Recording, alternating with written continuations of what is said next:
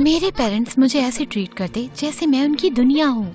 घंटों हम लोग बाहर खेलते कूदते दौड़ते हंसते। हाय एवरीवन, मैं हूँ अमीसा टोक्यो से। चैनल को सब्सक्राइब करें अगर आपकी भी जिंदगी कभी पूरी तरह पलट गई हो। बचपन से मुझे साइंस से बहुत प्यार था, मेरे पापा की वजह से। वो बहुत बड़े साइंस कीक थे। वो मुझे एक्सपेरिमेंट्स करने देते और बहुत मजा आता। वो अपना खुद का एक छोटा सा वोल्केनो बनाते या केमिकल्स मिक्स करते। मैं हमेशा एक्साइटेड रहती ये देखने के लिए कि आगे क्या होगा। पर मेरी दुनिया बदल गई जब मेरी बहन मोरिको पैदा हुई। उसे एक एलर्जी थी जिसकी वजह से वो धूप में नहीं जा सकती थी। थोड़ी देर भी अगर बाहर गई तो अजीब से रैश हो जाते। पहले तो लगता था कि छोटी सी मोरिको वैम्पायर है घर पे, बस बहुत प्यारी है। तो हर रोज स्कूल के बाद मैं उसके साथ खेलती थी। मैं तुम्हारा खून पी जाऊंगी, प्ला प्ला प्ला। नहीं नहीं नहीं। क्या हमें इसे रोकना चाहिए? पर जैसे जैसे वो बड़ी हुई, धूप में जाने की उसकी इच्छा भी बढ़ती गई। सूरज कैसा होता है अमीसा? बहुत चमकदार और सुंदर, तुम्हारी ड्रेस की तरह। उम्मीद है एक दिन मैं भी धूप के मजे ले सकूं। तुम लोगे मजे एक दिन जरूर। मेरी मॉम को डर था कि मोरिको कहीं दुखी सी बच्ची न बन जाए, क्योंकि वो हमेशा घर में बंद रहती है। तो मैं उसे खुश करने की हर कोशिश करती। उसके लिए बलून एनिमल बनाती, गाने गाती और फ्रोजन के कैरेक्टर जैसे ड्रेसअप करती। जैसे जैसे समय बीता, मोरिको मेरी सब कुछ बन गई। कभी कभी अपने दोस्तों की बर्थडे पार्टी, रोलर रिंग्स और बेसबॉल गेम्स की इंस्टाग्राम पोस्ट देखकर दुखी होती। मैं तो किसी लड़के के साथ डेट पर भी नहीं गई थी, पर मोरिको को पहले रखकर मैं सही कर रही थी। बेटा, हम जानते हैं कि तुम्हें मोरिको से बहुत प्यार है, पर तुम्हें अपने बारे में भी सोचना चाहिए। तुम्हारी ओसाका वाली मासी ने कहा है तुम उनके साथ रहकर हाई स्कूल खत्म कर सकती हो। क्या कहती हो? पर मोरिको को मेरी जरूरत है मॉम। मोरिको का ध्यान रखने के लिए हम हैं और वो चाहती है कि तुम जाओ। मैं मना करने वाली थी, लेकिन जब स्कूल का ब्रोशर देखा तो तुरंत अपना मन बदल लिया। दुनिया की सबसे अच्छी साइंस लेबोरेटरीज में से एक। रुको, शायद मैं मोरिको की एलर्जी के बारे में कुछ कर सकती हूँ। जिस दिन मैं नए स्कूल के लिए निकली, मैंने मोरिको को कस के गले लगाया और ओसाका के लिए ट्रेन में बैठ गई। मैंने ठान लिया था कि उसकी बीमारी का इलाज ढूंढ लूंगी स्कूल के एआई लैब में। अचानक मैं अपने ख्यालों से बाहर निकल आई जब मुझे एहसास हुआ कि मैं किसी की गोद में बैठ गई थी। Oh my God, I am so sorry, मैंने आपको वहाँ देखा नहीं। वाओ, लड़के की अटेंशन पाने का ये नया तरीका है। हट जाओ अभी। अरे कावरी, ये बस एक गलती थी, तुम बैठ जाओ यहाँ। नहीं, ये उस सीट पर बैठे जिसके इसने पैसे दिए हैं। कोई बात नहीं, मैं चली जाती हूँ। ओह, ये रही मेरी सीट। ऑकवर्ड। तो क्या तुम एक ट्रांसफर स्टूडेंट हो? हाँ, कल से आऊंगी। ये जगह सबके लिए नहीं है। ये देश के सबसे बड़े स्कूलों में से एक है। यहाँ सिर्फ जीनियस लोगों को एडमिशन मिलता है। तुम्हें क्या लगता है मैं यहाँ कैसे आई? क्या आप खाने पीने के लिए कुछ लेंगे? सब चीजें 3-3 दे दो। शायद ये चुड़ैल नहीं थी। नहीं, मैं पहले ही सही थी।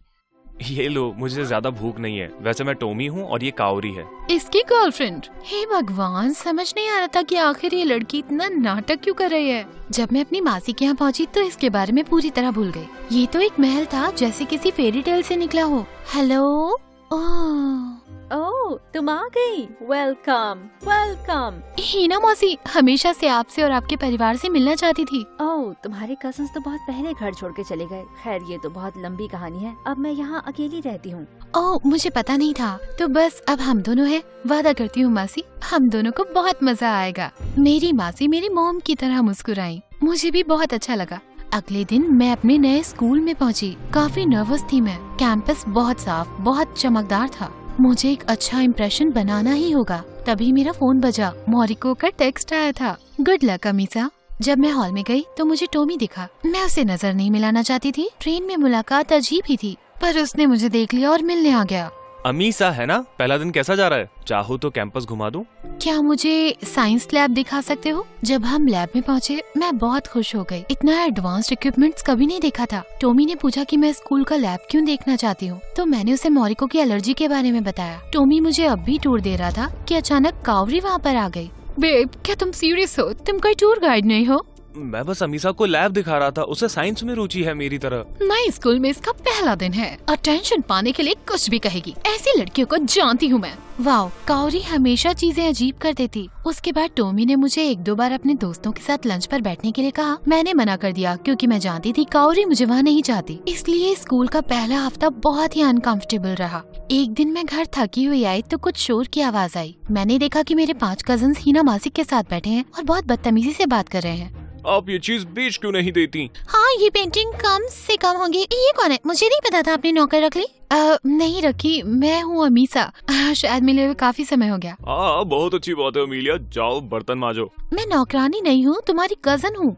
उन्होंने मुझे ऐसे देखा जैसे मेरे सर पर सींग आ गए हों, तो मैंने वो किया जो मॉम ने सिखाया था। मैंने उनकी बुरी वाइफ्स को अच्छाई से मार दिया। चलो सब डिनर पर चलते हैं, मैं पैसे दूंगी। हम एक ट्रेडिशनल टी हाउस गए जहाँ हम आरामदायक कुशन्स पर बैठे। मेरे सारे पैसे लगभग उड़ गए, लेकिन मैं अच्छा इम्प्रेशन बनाना चाहती थी। फिर भी मेरी कजन्स ने मुझसे बात नहीं की। वो हिना मासी से बहस करते रहे पेंटिंग्स बेचने के बारे में। देखो, मुझे नहीं पता उनके कितने पैसे मिल सकते हैं, पर वो मेरे लिए कीमती हैं, तो सॉरी, नहीं होगा। ये फेयर नहीं है। वो बहस कर रहे थे तो मेरा ध्यान भटका। मेरी नजर पड़ी काउरी पर, जो एक लड़के के साथ वहाँ बैठी हुई थी। रुको, ये टोमी नहीं है? अपने काम से काम रखो अमीसा। वैसे भी हो सकता है ये दोस्त हो। ये किस कर रहे हैं? दोस्त तो ऐसा नहीं करते। अगले दिन स्कूल में टोमी ने मुझे फिर लंच के लिए बुलाया और मैंने मना कर दिया। मैं नहीं चाहती थी कि अपने इकलौते फ्रेंड को बुरी खबर मैं सुनाऊं, लेकिन बाद में टोमी ने मुझे हॉल में देख लिया। अमीसा, तुम्हारे साइंस लैब का टूर जारी रखें। प्रोफेसर ने मुझे पूरे साल का टीए बना दिया है, तो मेरे पास बहुत ही कूल चीजों का एक्सेस है। लैब में मैंने फैसला किया कि जो मैंने देखा है उसे बता दूं। मैं कहना तुम पहले कहो। मैं दिन भर से तुमसे कुछ कहना चाहता हूँ। जब मैं छोटा था, मैं बहुत बीमार पड़ गया, महीनों तक हॉस्पिटल में रहा। दिन भर डॉक्टर्स और नर्सेस को देखकर लगा कि कभी अगर मैं ठीक हुआ तो मैं भी लोगों की बीमारियां ठीक करने में मदद करूंगा। तुमने कहा कि तुम अपनी बहन का इलाज करना चाहती हो। इससे मुझे याद आया कि मैं भी साइंस में क्यों आया था। तो जितना भी हो सके मैं तुम्हारी मदद करूंगा। तो तुम क्या कहना चाहती थी? बस मुझे खुशी है कि हम दोनों मिले। पता चला टोमी और मेरी एक अच्छी रिसर्च टीम बनती है। स्कूल के बाद हम हर दिन लैब में बिताते एक्सपेरिमेंट करते हुए। देख रहा था काउरी को गुस्सा आ रहा है, पर अब मुझे उसकी परवाह नहीं थी। टोमी और मैं वैसे भी दोस्त थे। मेरा अपना रूटीन बन गया था। टोमी के साथ रिसर्च, हीना मौसी के साथ खाना और सोने से पहले मोरिको के साथ फेस टाइम। कभी कभी काउरी रिसर्च में अड़ंगा डालती, हम दोनों के बीच में आके खड़ी हो जाती और काफी तंग भी करती।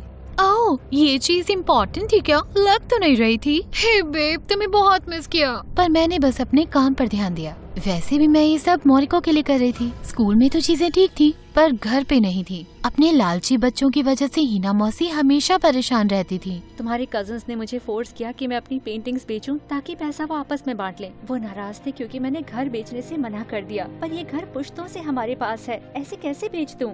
मैं समझती हूँ मौसी, पैसा ही सब कुछ नहीं होता। उसके बाद से मैंने हीना मौसी को खुश रखने की कोशिश की। मैं उनके फेवरेट मशरूम मोमो बनाती, शॉपिंग पे जाती और उनकी फेवरेट मूवीज देखती उन्हें खुश करने के लिए। साथ ही साथ टोनी और मैं मेहनत कर रहे थे मोरिको की एलर्जी का इलाज ढूंढने में। महीनों और महीनों की रिसर्च के बाद हम जान गए थे हमें एक्सपर्ट की जरूरत है, तो हमने एक प्रपोजल बनाया ताकि बड़े बड़े साइंटिस्ट हमारे साथ आए। स्कूल ने हमारा आइडिया ठुकरा दिया क्योंकि इसके लिए रिसर्च फंड का एक बड़ा हिस्सा लगेगा। मेरा दिल टूट गया। कई हफ्तों तक मैं दुखी रही। मेरा दिल खुश करने के लिए एक दिन टोमी मेरे लिए आइसक्रीम लाया।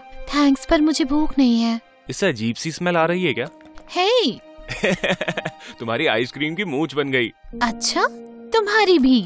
टोमी और मैं पागलों की तरह हंसने लगे, लेकिन फिर काउरी आ गई और सारा मजा किरकिरा कर दिया। बेब, मेरे पेट में बहुत दर्द हो रहा है और मैंने तुम्हें बहुत मिस किया। चलो मॉल चलते हैं, शॉपिंग करूंगी तो ठीक हो जाऊंगी। जीज, कितनी खाली बैठी है ये लड़की, कोई काम धंधा नहीं है इसके पास। हिना मासी के घर जाते वक्त मुझे बहुत गुस्सा आ रहा था। मुझे टोनी को बताना होगा कि काउरी उस पर चीट कर रही है, पर उसने मेरी बात नहीं मानी। तो अगर उसे लगा कि मैं उसके रिश्ते में दखल दे रही हूँ तो हैरानी की बात है कि हिना मासी के यहाँ काउरी मेरा इंतजार कर रही थी। क्या तुम मेरा बॉयफ्रेंड चुराने की कोशिश कर रही हो? पूरा समय उसके साथ क्यों लगी रहती हो? नहीं, हम बस दोस्त हैं। और शायद तुम इसलिए इनसिक्योर हो क्योंकि तुम दूसरों को किस कर रही हो। टी रूम में देखा था मैंने तुम्हें। मुझे लगा वो मुझे मार देगी, पर वो हंसने लगी।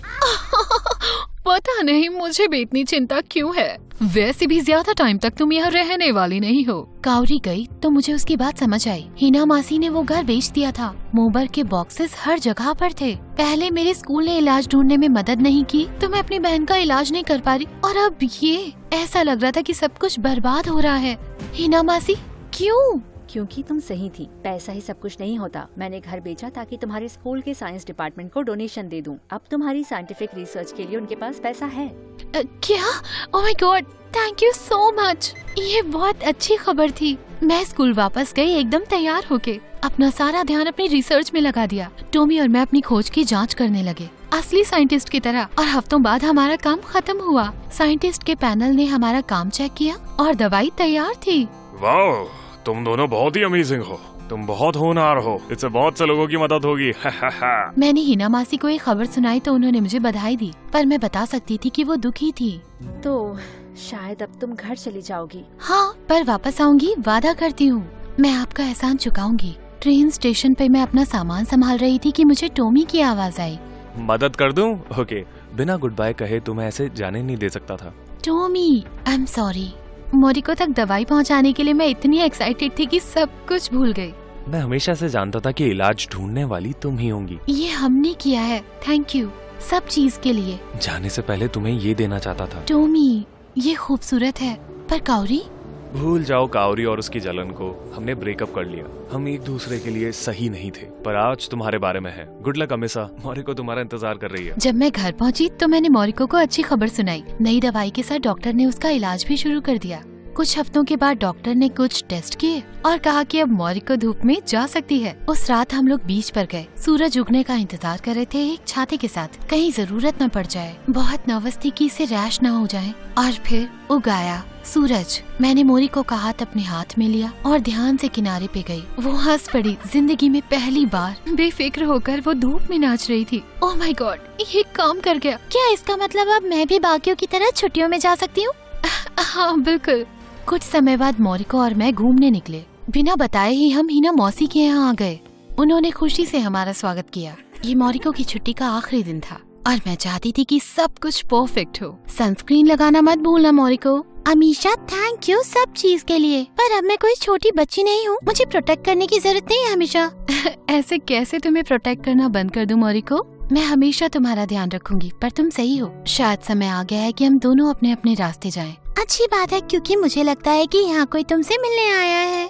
दरवाजे की घंटी बजी और टॉमी आ गया। मोरिको हिचकिचाई नहीं, सीधा उसके पास भाग गई। तुमने मेरे लिए बहुत कुछ किया टॉमी, ये मेरी तरफ से और ये मेरी बहन की तरफ से। मोरिको मुझे देख के फिर हंसने लगी। उसके चेहरे की मुस्कान देखकर सब साफ हो गया। मुझे टॉमी को अपनी फीलिंग्स के बारे में बताना होगा और मैंने बताया।